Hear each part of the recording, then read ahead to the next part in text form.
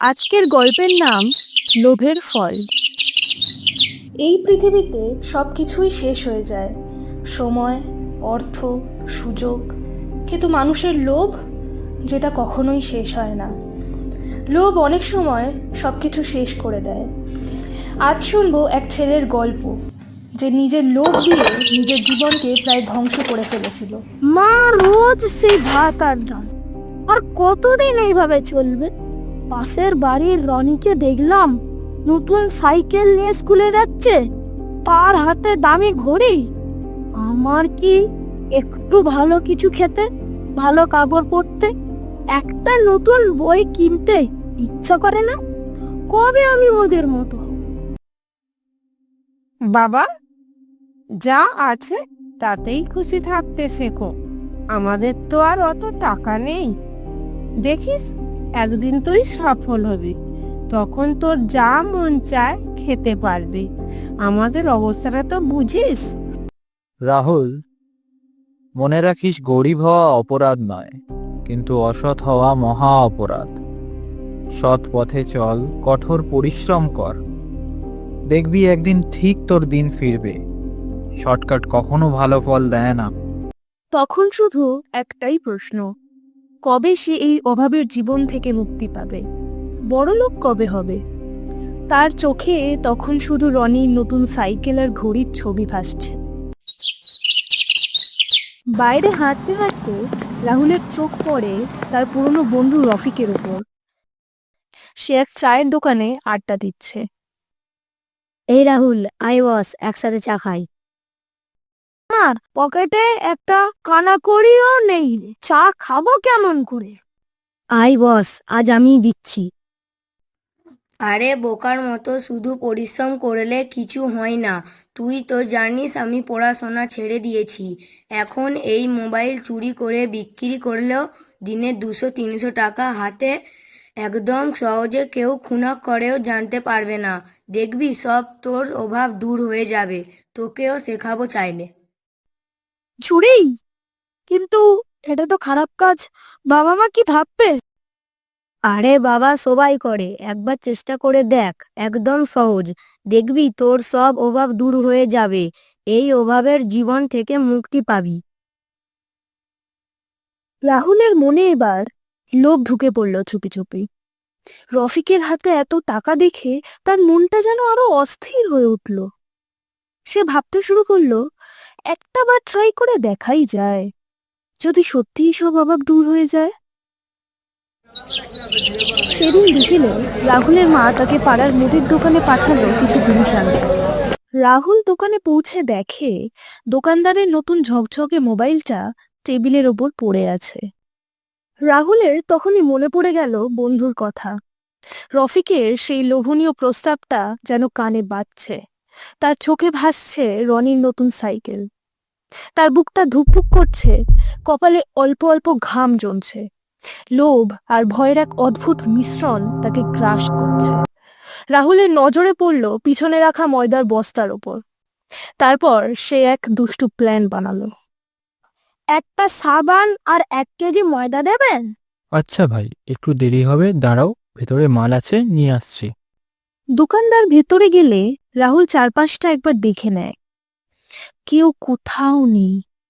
তার হাতটা কাঁপছে, কিন্তু লোভের তীব্রতা তাকে গ্রাস করে। চুপি চুপি দোকানদারের মোবাইলটা তুলে নিজের পকেটে ঢুকিয়ে ফেলে। একটা স্বস্তির নিঃশ্বাস ফেলার আগেই মোবাইলটা বিকট শব্দে বাজতে শুরু করে, যেন তার অপরাধের ঢাক পিটাচ্ছে। আর গোটা দোকানটা যেন তার দিকে তাকিয়ে আছে। দোকানদার ফিরে এসে দেখে তার ফোনটা বাজছে, আর সেটা রাহুলের পকেটেই বাজছে। এটা তো আমার ফোন, তোর পকেটে কিভাবে গেল বল? আমি আমি বুঝতে পারিনি আসলে। তুই চুরি করছিলিস? এই ছেলেটা চোর, ধরো একে, ধরো। রাহুল থতমত খেয়ে কিছু বলার আগেই আশেপাশে লোক জমে যায়। বাজারের বাকি দোকানদার, কিছু খদ্দের, পথচারী সবাই ভিড় করে। এই ছেলেটা চোর, ধরো একে, পুলিশে খবর দাও, চোরের বাচ্চা চোর, চোরের বাচ্চা চোর। ভয়, লজ্জা আর কান্নায় রাহুল স্তব্ধ হয়ে পড়ে। ভিড়ের মাঝে মুখ লুকানোর জায়গা পাচ্ছে না। ঠিক তখনই দূর থেকে ছুটে আসে তার মা। বাজারের ভিড়ে সে হাঁপাতে হাঁপাতে ঢুকছে। রাহুল, তোরা তো দেরি, তুই এখানেই ছিলিস? তাকে চারপাশের ভিড়, উত্তেজনা, লোকজনের গালমন্দ দেখে থমকে যেতে হয়। তার চোখ পড়ে ভিড়ের কেন্দ্রে মাথা নিচু করে দাঁড়িয়ে থাকা রাহুলের দিকে। কি হয়েছে? কেন সবাই এমন বলছে? রাহুল, কি করেছিস? দোকানদার সব ব্যাখ্যা দেয়। মায়ের পৃথিবী যেন পায়ের তলা থেকে সরে যায়। স্তম্ভিত হয়ে রাহুলের চোখের দিকে তাকিয়ে থাকে। রাহুলের চোখে তখন শুধু জল আর ভয়, আর মায়ের চোখে গভীর যন্ত্রণা। দাদা, ভুল করেছে আমার ছেলে। আমি মা হয়ে ওর হয়ে ক্ষমা চাই। ছোট বুঝতে পারেনি, ওর মাথাটা নষ্ট হয়ে গিয়েছিল। আর কখনো এমন করবে না। আপনারা ওকে ক্ষমা করে দিন। ওর একটা ভুল ওর জীবন নষ্ট করে দেবেন না। আমি কথা দিচ্ছি, আর কখনো এমন হবে না। আপনারা ওকে একটা সুযোগ দিন। মায়ের চোখের জল আর কণ্ঠের কম্পন দোকানদার ও আশেপাশের সবাইকে নরম করে তোলে। তাদের ক্রোধ কমে আসে, চোখে আসে সহানুভূতি। কিছু লোক ফিসফিস করে, আহা, মাটা কত কষ্ট পাচ্ছে। আচ্ছা, ওকে আমি পুলিশে দেব না। ওর মায়ের মুখের দিকে চেয়ে ছেড়ে দিলাম। শুধু চাই ও বুঝুক, চুরি করে কিছু হয় না। সৎ পথে থাকলে একদিন ঠিক সফল হবে। রাহুল কেঁদে পড়ে মায়ের পায়ে। মা, আমি আর কখনো এমন করব না, প্লিজ, আর কখনো না, আমাকে ক্ষমা করে দাও। সেদিন রাহুল বুঝেছিল লোভ মানুষকে কোথায় নিয়ে যেতে পারে, আর তার ফল কতটা ভয়াবহ হতে পারে। তবে ভাগ্য ভালো যে মা এসে গিয়েছিল এবং তাকে সময় থাকতে বাঁচিয়ে দিয়েছিল, আর তাকে একটা দ্বিতীয় সুযোগ করে দিয়েছিল ঘরে ফেরার পর। রাহুল, শর্টকাট কখনো কাউকে বড় করে না।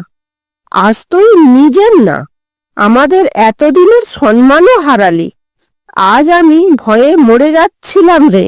এই একটা ভুল তোকে একটা শিক্ষা দিল। তুই কি এবার ঠিক পথে চলবি?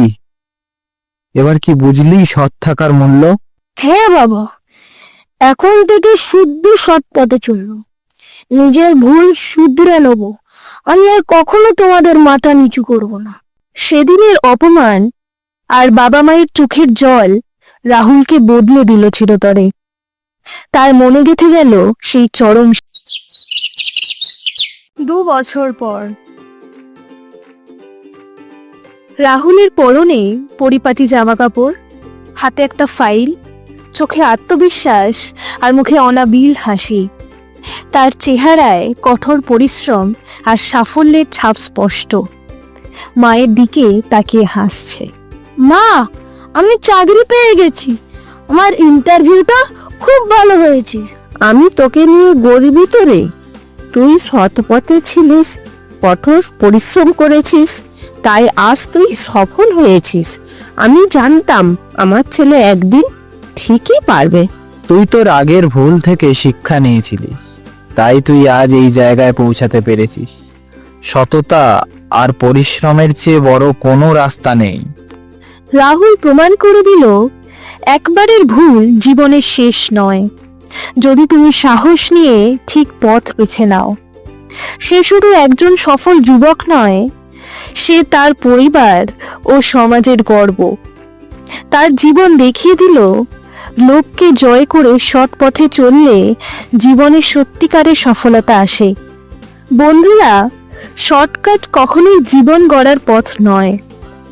লোভ মানুষকে অন্ধ করে তোলে, তাকে ভুল পথে ঠেলে দেয়। তোমার যা নেই সেটা পাওয়ার একমাত্র পথ পরিশ্রম আর সততা। সৎ থেকো, সত্যের পথে থেকো, কারণ সেই পথেই আছে সত্যিকারের সফলতা আর মনের শান্তি। মনে রেখো, লোভের ফল বিষাক্ত হয় আর পরিশ্রমের ফল মিষ্টি। তোমার আশেপাশে কি কখনো কেউ শর্টকাট নেওয়ার চেষ্টা করে বিপদে পড়েছে, নাকি তুমি কোনোদিন এমন অভিজ্ঞতার মধ্যে দিয়ে গিয়েছো? কমেন্টে লিখে জানাও। এই গল্পটা যদি তোমার হৃদয় ছুঁয়ে যায় তাহলে ভিডিওটা লাইক করো, বন্ধুদের সঙ্গে শেয়ার করো, আর এমন আরো শিক্ষা ও অনুপ্রেরণামূলক গল্প পেতে সাবস্ক্রাইব করতে ভুলো না।